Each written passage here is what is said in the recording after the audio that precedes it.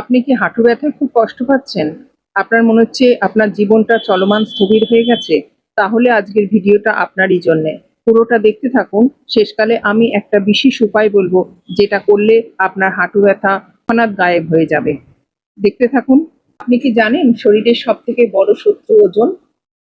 যখন আমরা আমাদের ওজনটা বাড়াই ১ বা ২ কেজি বা ৩ কেজি, এটা এমন নয় যে শুধু আপনার জামা কাপড় আনফিট হয়ে যায়, এরকমও নয় যে আয়নাকে আপনাকে দেখলে একটু মোটাসোটা লাগছে।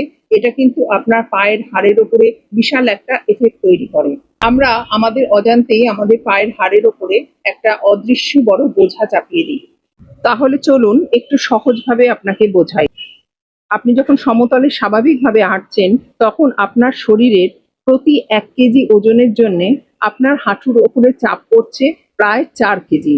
তার মানে আপনি যদি আপনার ওজন কেজিও বাড়ান, তাহলে আপনি কিন্তু আপনার হাঁটুর উপরে চাপ দিচ্ছেন প্রায় ২০ কেজি ওজন দিয়ে।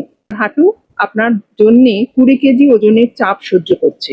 এবার যদি বলি, আপনি সিঁড়ি দিয়ে নামার সময় এই চাপ কয়েক গুণ বেড়ে যায়। ঠিকমতো বোঝাতে গেলে বলতে হয় যে একটি ন্যানো গাড়ির উপরে আপনি একটা বিশাল বড় ট্রাকের বডি বসিয়ে দিয়েছেন। ন্যানো টায়ার আর ইঞ্জিন কি সেই ভার সইতে পারবে? এবার বুঝুন, ওজন বেশি হলে হাঁটুতে তার প্রভাব কিভাবে পড়ে। হাঁটার সময় আমাদের শরীরের ভারটা হাঁটুর ঠিক মাঝখান দিয়ে না গিয়ে একটু ভেতর দিক দিয়ে যায়। ওজন বাড়লে এই মোচড় বা চাপটা অসহ্য হয়ে ওঠে, যাকে আমরা চিকিৎসার ভাষায় বলি নি অ্যাবডাকশন মোমেন্ট। ফলে ভেতরের নরম হাড় বা কার্টিলেজগুলো দ্রুত ক্ষয়ে গিয়ে জন্ম দেয় অস্টিও আর্থ্রাইটিসের। বিপদের ওপর আবার বিপদ। এর উপর যদি আপনার মাংসপেশি বা মাংস দুর্বল হয়, তবে আরো বিপদ বাড়ে।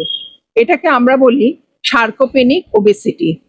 অর্থাৎ একদিকে চর্বি বাড়ছে এবং অন্যদিকে হাড়কে ধরে রাখার জন্য যে মাসল বা পেশি দরকার, সেটা ঝরঝরে হয়ে যাচ্ছে, কারণ চর্বি আপনার মাংসপেশিকে রিপ্লেস করে দিচ্ছে। ঠিক যেন একটি ১৬ চাকার ট্রাক আর ইঞ্জিন দুর্বল।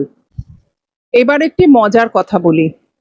একবার একটি মোটাসোটা মধ্যবয়স্ক মহিলা, আমার রোগিনী, তিনি আমায় প্রশ্ন করেছিলেন যে, সবই তো বুঝলাম ডাক্তারবাবু, ওজন বাড়লে হাঁটার সময় হাঁটুতে চাপ পড়ে, হাঁটুতে ব্যথা হয়, কিন্তু আমার হাতের আঙুলগুলো কেন ফুলে যাচ্ছে? হাতের আঙুলগুলোতে ব্যথা কেন?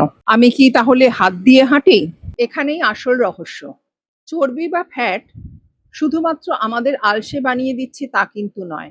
এটা একটা বায়ো অ্যাক্টিভ টিস্যু, মানে চর্বি কোষ থেকে সারাক্ষণ কিছু না কিছু রাসায়নিক পদার্থ রক্তে মিশিয়ে রক্তে প্রদাহ বা ইনফ্লামেশন করছে। এই রাসায়নিকগুলো রক্ত দিয়ে বয়ে গিয়ে হাতের ছোট ছোট জয়েন্টেও আক্রমণ করে। একেই বলে ওবেসিটির মেটাবলিক এফেক্ট। তাহলে উপায় কি? গাড়ি ভালো রাখতে যেমন তেলের পাশাপাশি নিয়মিত সার্ভিসিং লাগে, আমাদের শরীরেরও কিন্তু তাই চাই। প্রথমত ডায়েটের ওপর নজর দিতে হবে। শুধু কম খাওয়া নয়, কিন্তু পুষ্টিকর খাবার খেতে হবে, যাতে চর্বি কমে কিন্তু মাসল ঠিক থাকে। চিনি আর ময়দা থেকে দূরে থাকাই বুদ্ধিমানের কাজ হবে। দ্বিতীয়ত, ব্যায়াম করা কিন্তু জরুরি। পেশি মজবুত না করলে জয়েন্টের ওপরে চাপ কমবে না। তাদের হাঁটুতে ব্যথা, তাদের দৌড়ানোর বদলে সাঁতার বা সাইক্লিং করতে পারেন। ওমেগা-3 ফ্যাটি অ্যাসিড আছে এরকম খাবার খেতে হবে। তার সাথে সাথে হলুদ খেতে হবে, হলুদ তৈরি খাবার খেতে হবে, যে শরীরে ইনফ্লামেশন তৈরি হয়েছে সেটাকে কমায়। জয়েন্টের ভেতরে যে আপনার অদৃশ্য আগুন, সেটা কমাতে সাহায্য করবে এই হলুদ।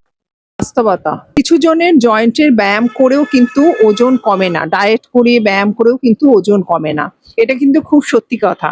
চিকিৎসকের পরামর্শে নির্দিষ্ট কিছু ওষুধ বা মেটাবলিজম ঠিক করার জন্য চিকিৎসা করা যেতে পারে। নিজের চেষ্টা, তবে সবার আগে নিজের চেষ্টা, সর্বোচ্চ চেষ্টাটুকু তো আপনাকে করতে হবে।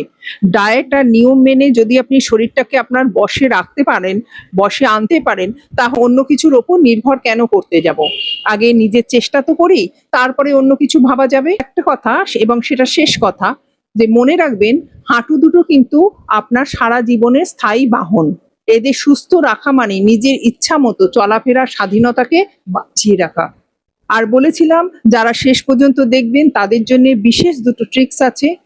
সেটা হলো, যদি আপনি খুব হাঁটুর ব্যথায় কাতর হন, তাহলে আমাদের হোমিওপ্যাথিতে কুরকুমা লঙ্গা বলে একটা মেডিসিন আছে, যেটা হলুদ দিয়ে তৈরি, যেটা ভেতর থেকে প্রাকৃতিকভাবে আপনাকে ইনফ্লামেশন তৈরি হয়েছে সেটা কমাতে সাহায্য করবে। এটা খাবেন। এবং রাক্সটাক্স মাদার টিনচার একটা মেডিসিন আছে, যেটা আপনি যদি তুলোয় করে নিয়ে বা কোনো কটনে করে নিয়ে আপনার হাঁটুর উপরে লাগিয়ে রাখেন, তাহলে কিন্তু ব্যথা তৎক্ষণাৎ আপনার গায়েব হবে। এই ছোট ছোট টিপস পেতে আমার চ্যানেলটাকে ফলো করুন।